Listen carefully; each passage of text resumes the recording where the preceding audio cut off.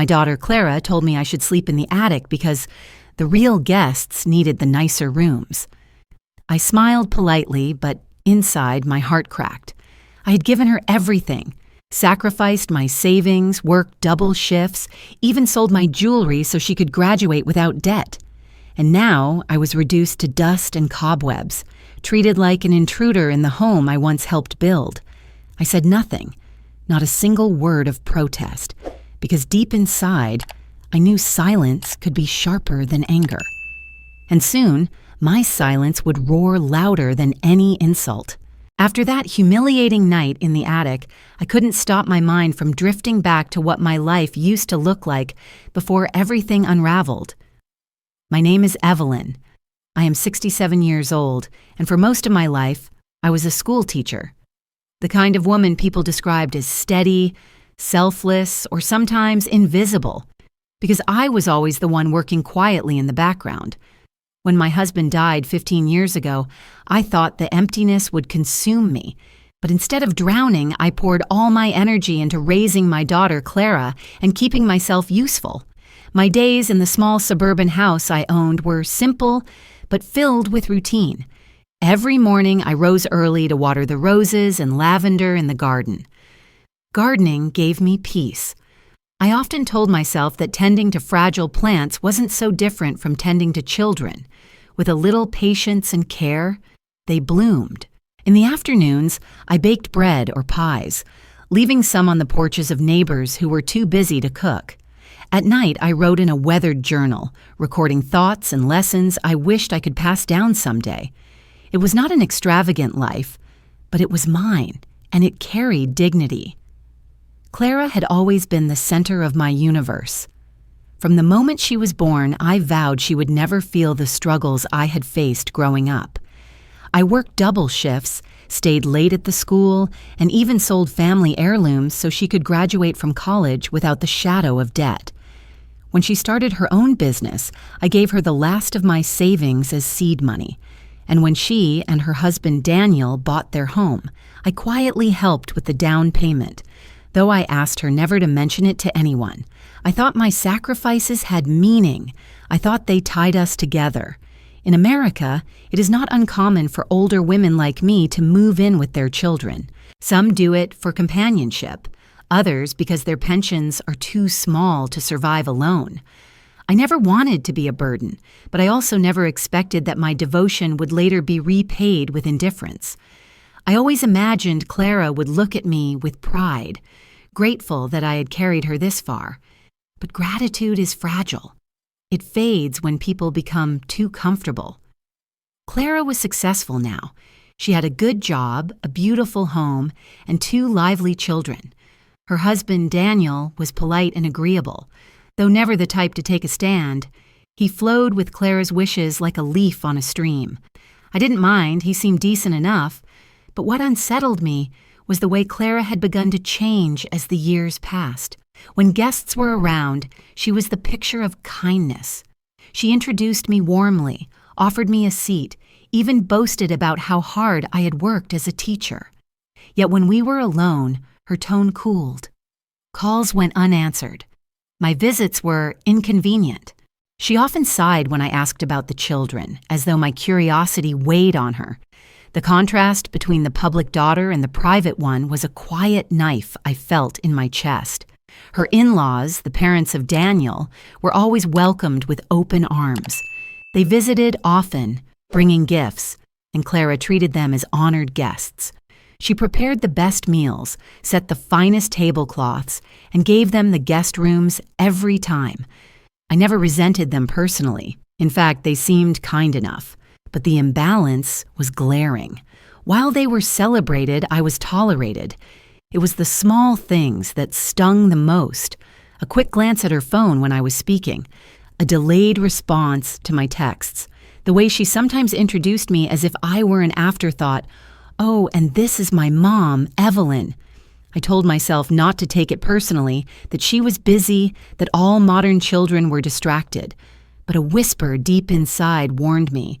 Something fundamental between us was eroding.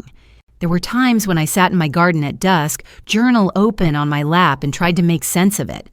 I would replay conversations, wondering if I had said something wrong. Had I been too protective, too giving, or maybe too present? Mothers are supposed to let go, I told myself. Maybe my love had crossed into control without me realizing. Still, I couldn't shake the unease that Clara was pulling away, not out of independence, but out of choice. I kept writing in my journal. She is slipping away from me, but I can't understand why. I gave her everything. Why does it feel like I'm standing outside her life, knocking on a door she refuses to open? If I had listened harder to that whisper, if I had trusted my instincts, perhaps I would have braced myself for what was coming. But denial is a soft cushion. It lets you rest until reality rips it out from under you. And that's exactly what happened when I arrived at Clara's home and saw where she intended me to sleep. Evelyn never could have guessed that her boundless love, the very thing that defined her, would soon be twisted into a reason to push her aside, as though she were nothing more than a guest in the family she built. Clara called me one Thursday afternoon, her voice brisk but cheerful. "Mom, why don't you come stay with us for a couple of weeks? The kids miss you." My heart lifted. I pictured their small hands reaching for me, their laughter echoing in the halls.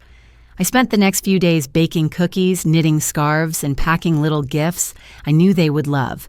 I even ironed my best dress, the one I wore when I wanted to look presentable but not extravagant. When I arrived at Clara's house, Daniel opened the door with his usual polite smile. The children squealed, running to hug me, and for a brief moment, everything felt right again. I stepped inside, carrying the warmth of expectation in my chest. But the warmth quickly drained when Clara greeted me with a kiss on the cheek and then added matter-of-factly, "Mom, I've already set up a space for you upstairs, in the attic." At first, I thought she was joking. Surely she couldn't mean the dusty storage space I had seen before. But her tone was firm, and when she guided me up the narrow staircase, my heart sank. The attic smelled of mothballs and stale air.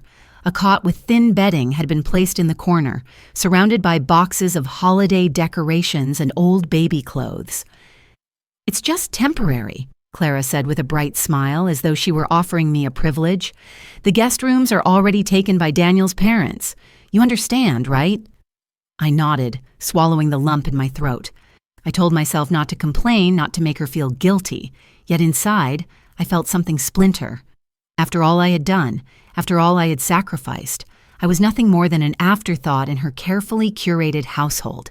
My daughter had relegated me to the dust and shadows, while her in-laws slept on clean sheets in the sunlit guest rooms. That night, I lay awake listening to the creaks of the house below, the muffled laughter of Clara and Daniel sharing wine with his parents. I stared at the slanted ceiling above me and whispered to myself, "So this is what I am now, a guest in my own child's life." The next morning, Clara bustled about the kitchen. She barely acknowledged me while pouring coffee for Daniel's parents. I sat at the table quietly, buttering toast, pretending not to notice how my presence made the air heavier. When I tried to start a conversation about the children's school, Clara brushed it off. "We'll talk later, Mom, I'm busy." Later never came. Each day I remained in that house. The pattern grew clearer. At meals, Clara laughed easily with Daniel's parents, asking for their advice, admiring their opinions. When she turned to me, it was only to ask if I could watch the children or fold some laundry. I felt invisible, a shadow lingering at the edge of their comfort. Then came the moment that pierced me deeper than any attic bed ever could. I passed by the hallway late one night and overheard Clara whispering to Daniel, "I hope Mom doesn't stay too long. It's inconvenient. She makes the house feel crowded." My hand trembled as I pressed it against the wall, listening to my own daughter dismiss me like a stranger. Daniel mumbled something in response, but his tone was submissive, yielding to her words. I slipped back up to the attic before they could notice. I sat on the edge of the cot, staring at my hands. These hands had once packed her school lunches, sewn her Halloween costumes, held her when she cried, and now, to her, they were nothing more than a reminder of burden. Tears blurred my vision that night. I let them fall, soaking the thin blanket that barely kept the chill away. Memories surged. Clara's first day of school, her wedding day when I clasped her hand with pride, the moment she placed her newborn in my arms. I had been there through it all. And still, she wished me gone. But as I wiped my eyes and tried to steady my breath, I reached for the small flashlight I kept on the nightstand. The beam of light swept across the attic's far corner, revealing a box half collapsed, papers spilling out. Something white caught my eye, a thick envelope tucked beneath old magazines. I frowned, curious, and leaned forward to pull it free. I didn't know it yet, but inside that forgotten envelope was something that would change everything. The attic, the insult, the humiliation. Suddenly all of it would become the backdrop for a secret far greater than the cruelty I had endured. My hands trembled as I slid the envelope open. Inside was a folded slip of paper, yellowed around the edges. At first I thought it was some forgotten bill or a letter, but when I unfolded it, I froze. It was a lottery ticket, dated nearly 6 months earlier, the kind of ticket I used to buy occasionally when the jackpot soared. I remembered picking it up one lonely Saturday at the corner store, telling myself it was just for fun. I had tucked it into my purse and forgotten it. Somehow, it had ended up buried in Clara's attic among the discarded boxes. I stared at the numbers, heart thudding against my ribs. Could it be? With shaky fingers, I pulled out my phone and searched the results for that drawing. My eyes darted back and forth between the screen and the ticket, hardly believing what I saw. Every number matched. I whispered the words aloud just to hear them. I won. My God, I won. Millions. Not hundreds, not thousands, but millions of dollars attached to this scrap of paper, now trembling in my hand. A strange mix of emotions surged through me all at once. Joy, disbelief, fear, and then a crushing wave of sadness. Because the very moment I realized I was no longer poor, no longer dependent, I also knew my daughter had treated me like dirt beneath her shoes. I could be a millionaire, but in her eyes, I was still a nuisance. I pressed the ticket to my chest, tears spilling down my face. How ironic, I whispered to the dark attic, to find fortune at the same time I lose my child. For hours I sat in silence, listening to the laughter drifting from the rooms below, laughter that didn't include me. The glow of triumph inside me was tangled with the sting of betrayal. The next morning, I tucked the ticket deep into my wallet, as though keeping it close to my heart would anchor me. I smiled at the children, played with them on the rug, and nodded politely as Clara asked if I could cook dinner while she ran errands. She didn't know that the woman she had pushed into the attic now carried a secret big enough to shatter her arrogance. That evening, as the house settled into quiet, I whispered to myself while clutching the ticket, "No, I won't say anything, not yet." In the following days, I began to move cautiously, testing the ground like a soldier in enemy territory. I researched discreetly on my phone, reading guides on how to claim a lottery prize without revealing your identity. I learned that winners were often besieged by false friends, greedy relatives, even scam artists. I refused to let that be my fate, so I called an attorney I had once met through a retired teachers association. His name was Mr. Henderson, a man with kind eyes and a sharp mind. We met quietly in his office 2 towns away. He confirmed the ticket's validity, his voice calm but eyes wide with surprise. "Mrs. Grant," he said, addressing me formally as though sensing the weight of the moment, "you are now a very wealthy woman. But if you value your peace, you must proceed with extreme caution." I nodded, clutching my purse where the ticket still rested. We arranged to set up a trust, to open new accounts under careful legal protection, to shield me from unwanted attention. For the first time in years, I felt a sliver of control return to my life. I was no longer a dependent widow sleeping in an attic. I was a woman with choices. Back at Clara's house, however, nothing changed on the surface. She continued to treat me like a temporary inconvenience. At dinner, she glanced more at her phone than at me. When guests visited, she laughed and sparkled, while I quietly refilled water glasses. More than once, she sighed and muttered about space and privacy, words she thought I couldn't hear. Daniel, on the other hand, seemed to notice my isolation. One evening, as Clara busied herself upstairs, he lingered near the kitchen and lowered his voice. "Mrs. Grant, I hope you're comfortable up there. I know it's not ideal." There was genuine unease in his eyes. I almost thanked him, almost confided, but then Clara's voice called from the hallway and he quickly excused himself, shoulders stiff. His loyalty belonged to her, even if his conscience tugged at him.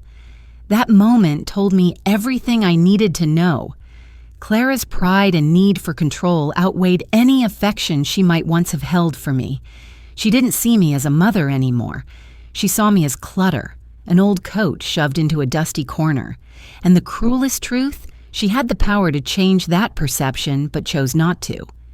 That night, lying on the narrow cot, I stared at the ceiling and let a strange calm wash over me. My secret was my weapon, and my silence was the blade. I would not lash out in anger. I would not beg for recognition. Instead, I would wait. Because sometimes the sharpest justice isn't delivered with words, but with the weight of truth crashing down at the right moment. Evelyn understood then. Silence, not confrontation, would be the dagger that cut deepest. Weeks passed as quietly as the dust that lingered in Clara's attic. By then, Mr. Henderson had guided me through the labyrinth of forms and contracts. My lottery winnings had been transferred into carefully protected accounts. I was no longer just a widow scraping by. I was for the first time in my life secure beyond measure. Yet no one in Clara's house knew. To them, I was still the woman who occupied a cot in a corner, grateful for scraps of space and attention. One evening, I came downstairs for a glass of water and paused near the kitchen. Clara's voice drifted out, sharp and impatient. "Daniel, we really need to talk about Mom. It's been weeks. We need the room back soon. What if we want guests over? This can't go on forever." My chest tightened. I pressed myself against the wall, listening. Daniel's voice was quieter, hesitant. "She's your mother, Clara. Maybe we could—" "No," Clara snapped. "It's not my responsibility to house her. She's fine on her own. She just doesn't want to admit it. Honestly, she should already be looking for somewhere else." Her words pierced deeper than any attic chill ever could. I stood there in the dark, clutching the glass of water until my knuckles turned white. I wanted to step into the kitchen, to ask her how she could say such things about the woman who gave her everything. But I stayed silent. I had already learned that my silence was stronger than any argument. I crept back upstairs, heart hammering, and sat on the cot. Millions of dollars now rested in my name, yet my own daughter wanted me gone as though I were some stray dog overstaying its welcome. I thought of the irony. Clara believed she was hosting me out of obligation, but in truth, she had no idea how the roles had shifted. She depended on me more than she could ever guess. The next morning, I looked at myself in the attic's cracked mirror. My face bore the lines of age, but my eyes held something new. Clarity. I no longer needed to beg for a place at her table. I had my own future to shape. I began searching for an apartment, something modest but mine. Within a week, with the help of Mr. Henderson, I signed a lease for a cozy 2-bedroom in a quiet neighborhood. The day I carried the key in my pocket, I felt as though I had been handed back my dignity. I left Clara's house without ceremony. She hugged me at the door, distracted, her eyes already scanning her phone. "We'll see you soon, Mom," she said, perfunctory. She didn't notice the calm resolve in my smile as I stepped into the cab, waiting outside. In my new place, surrounded by fresh paint and empty rooms, I began sketching plans. I didn't want the money to rot in some vault. I wanted it to matter. I wanted it to mean something beyond me. So I decided to create a scholarship fund, one that would ensure my grandchildren had opportunities no one could deny them. Clara wouldn't control it, though. The support would flow directly to the children, bypassing the mother who had forgotten her own. I also reached out to a local shelter for single mothers, remembering my own years of struggle. Donations began trickling in from the trust Mr. Henderson set up. It wasn't about revenge, it was about legacy. My love had always been about building, nurturing. Now I could finally do it on my own terms. Still, I knew there would be a reckoning. The world would eventually know my name, not as the forgotten woman in an attic, but as the lottery winner who had changed her fate overnight. Clara would have to face the truth. She had cast aside the very person who held more power than she ever imagined. At night, I sat by the window of my new apartment sipping tea, the city lights flickering in the distance. I thought of the attic, of the dust clinging to my clothes, of Clara's dismissive voice telling Daniel she wanted me gone. My heart still ached, but the ache was no longer hollow. It carried purpose. Clara had no idea what was coming. Within weeks, my story would flash across television screens, my name scrolling across news tickers. People she knew would whisper. Friends would ask questions. Her neighbors would stare. And she would finally understand the weight of the silence I had chosen. I set the teacup down and smiled to myself. Sometimes, I murmured into the quiet room, silence is the loudest thunder. The news broke on a Tuesday morning. A retired school teacher from the suburbs had claimed one of the state's largest lottery jackpots in history. My picture, an old ID photo from the Teachers Association, was flashed across the television screen, my name spelled out clearly beneath it. Evelyn Grant, 67, wins multi-million-dollar lottery. I was drinking tea in my apartment when the anchor said it, the steam rising into my face like a curtain. I smiled faintly. At Clara's house, I imagined the scene was chaos. Later, she would tell me she nearly dropped her phone when a friend texted her. "Isn't this your mom?" Within hours, Clara was calling, leaving voicemail after voicemail.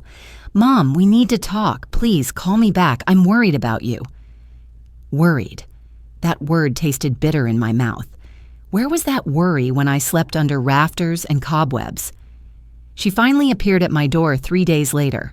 Her smile was wide, brittle, the kind of smile that cracks at the edges. "Mom," she said, arms outstretched as though no gulf had ever existed between us.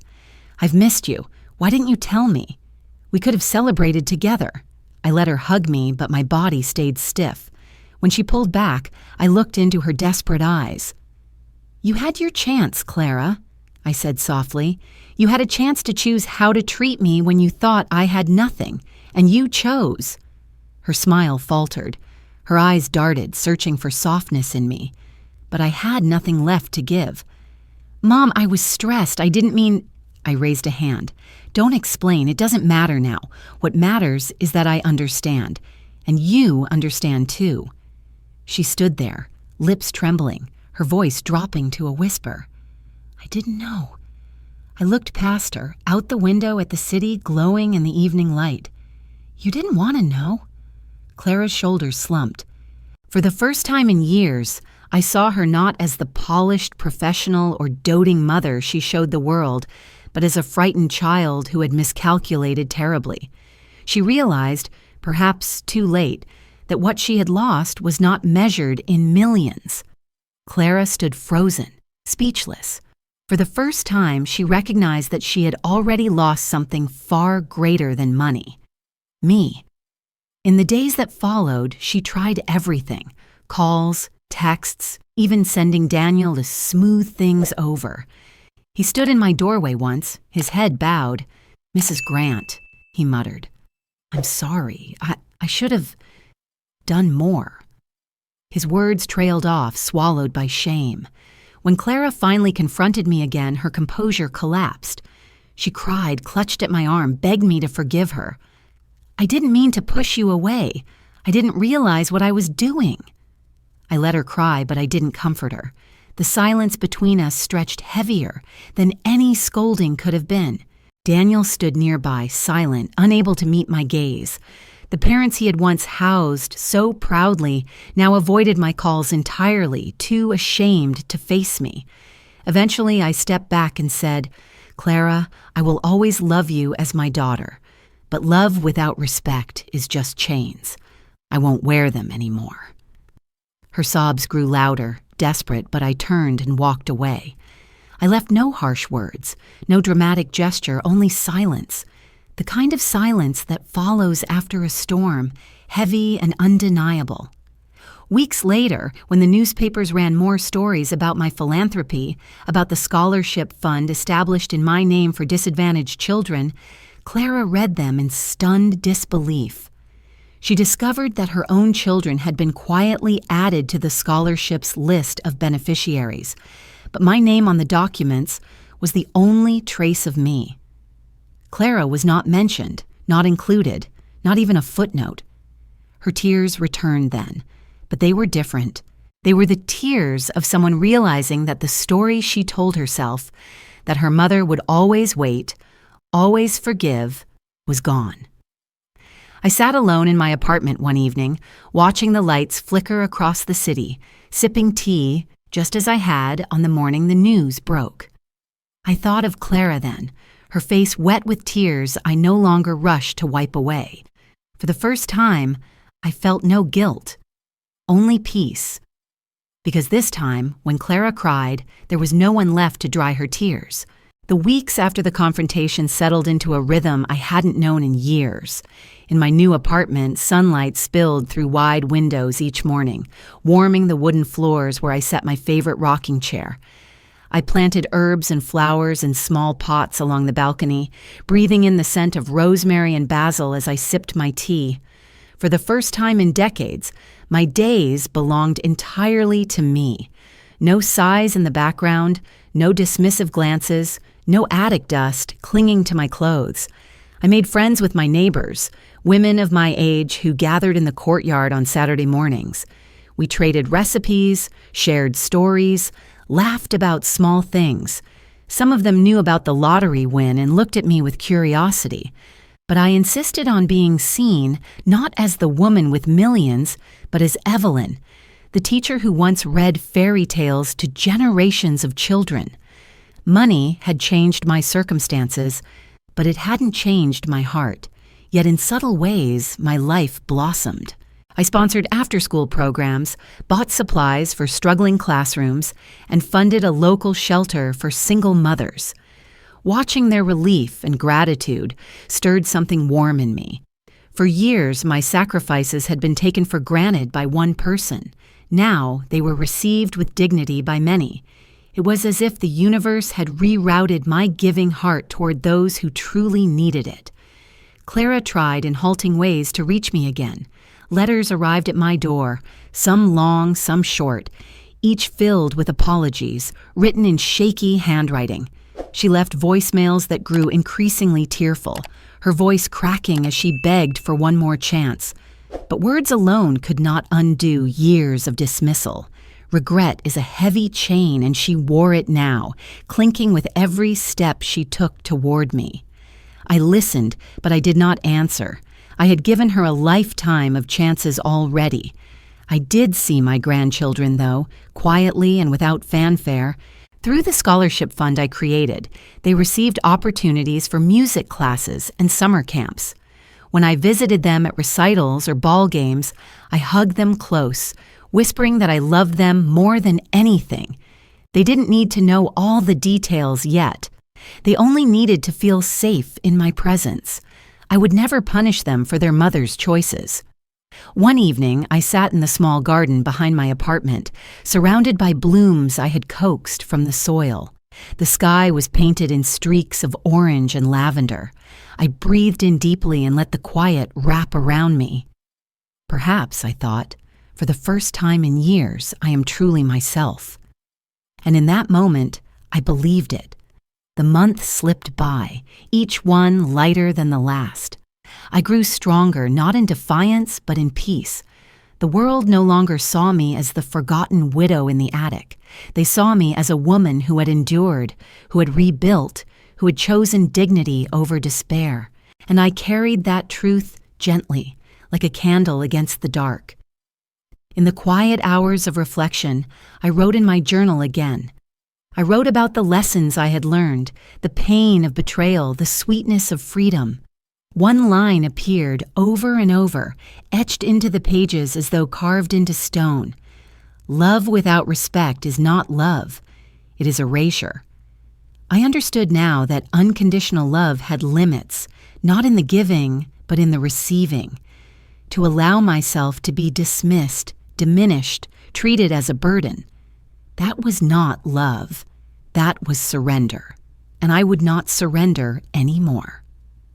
On a soft autumn evening, I stood on my balcony, the city stretching wide beneath a fading sun. A breeze stirred my hair as I closed my eyes and whispered, "Sometimes silence is the strongest voice." To those who heard my story, who perhaps lived something similar, I offer this.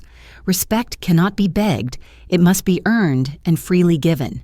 To those who give endlessly, remember that your worth is not measured by how much you endure.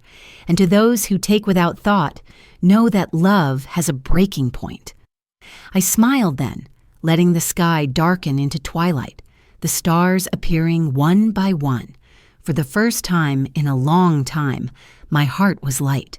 Not because I was rich, but because I had finally claimed what money could never buy, my own self-worth. So I ask you, the one listening to my story now, if you were in my place, would you forgive Clara? Comment and tell me, because I still wonder if forgiveness is possible when respect has been shattered.